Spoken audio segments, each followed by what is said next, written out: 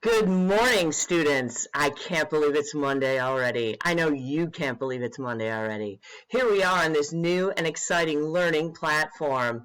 While you were all sleeping this morning, Mrs. Welkenbach got up, did an aerobic workout, did a little bit of strength training, and some yoga, learning the downward dog with her favorite downward dog, Bing.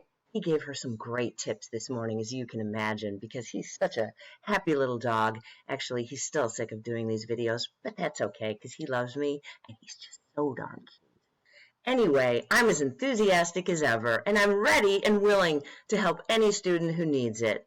So please keep posted, keep looking at Focus, keep looking at Google Classrooms, because my stuff is up and ready, just like me, for all of my students to get excited and enthusiastic as I am about learning.